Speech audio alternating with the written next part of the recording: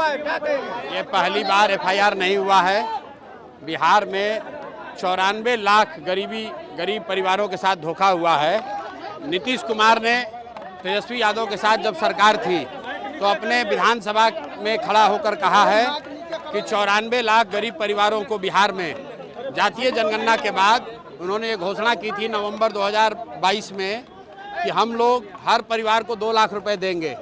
आज तक किसी भी परिवार को 1 रुपया नहीं मिला। 20 वर्ष से कह रहे हैं कि दलित अति पिछड़ा समाज को 3 डिसमिल जमीन घर बनाने के लिए दिया जाएगा। आज तक सिर्फ 1.25 लाख दलित परिवारों को ही ये जमीन मिला है।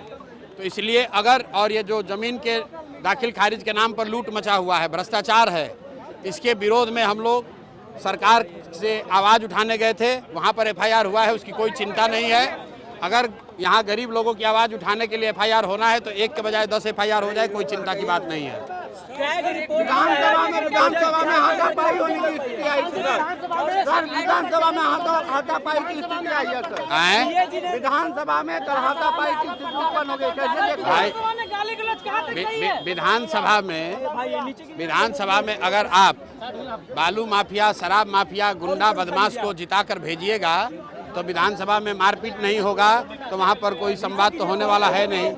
ऐसे लोगों को चुनकर जनता भेज रही है जिनको ना भाषा का ज्ञान है ना विषय का ज्ञान है, तो सदन में जाते हैं और जनता का आवाज़ उठाने के बजाय वहाँ गाली गलौज करते हैं। और वो कल बिहार की जनता ने कल देखा है कि चाहे पक्ष हो या विपक्ष, दोनों का भाषा, दोनों का बात करने का तरीका, गाली गलौज, यही बिहार की राजनीति का संस्कृति बन गया है। और इसी को हटाने के लिए तो जन सुराज की व्यवस्था बनाई जा रही है। रिपोर्ट दिया है जिसमें बिहार सरकार अपना बजट खर्च नहीं कर पाई है और 70,000 करोड़ का कोई हिसाब नहीं है। देखिए, ऐसा है कि बिहार सरकार हर साल 40 से 50,000 करोड़ रुपया सरेंडर करती है, खर्च नहीं करती है। एक और गरीबी से लोग तबाह हैं, एक और लोग को रोजी रोजगार नहीं मिल रहा है।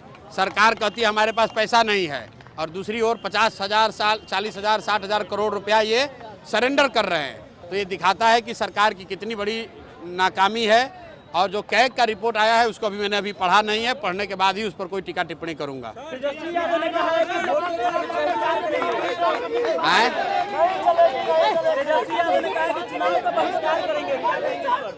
भाई, हर लोकतंत्र में सभी दल, लोकतंत्र में नेता और दल अपना विचार रखने के लिए, अपना रास्ता चुनने के लिए स्वतंत्र हैं। अगर उनको लगता है कि उनको बहिष्कार करना चाहिए तो बहिष्कार करें।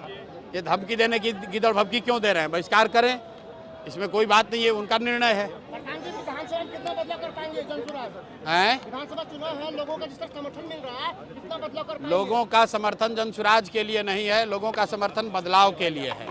लोगों का समर्थन बिहार में उस राजनीतिक बंधुआ मजदूरी को खत्म करने के लिए है, उससे आज़ादी के लिए है, जिसमें लालू के डर से भाजपा और भाजपा के डर से लालू को वोट देना पड़ता है।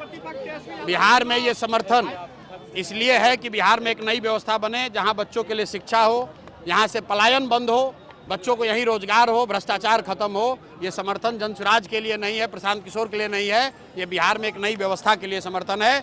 और इसीलिए आप ये जन सैलाब देख रहे हैं। नवंबर में बिहार में नई व्यवस्था बनने वाली है, नई सरकार बनेगी, नई व्यवस्था बनेगी और बिहार में शिक्षा और रोजगार होगा। भ्रष्टाचारियों को यहाँ से झाड़ू मारकर जनता हटाने वाली है।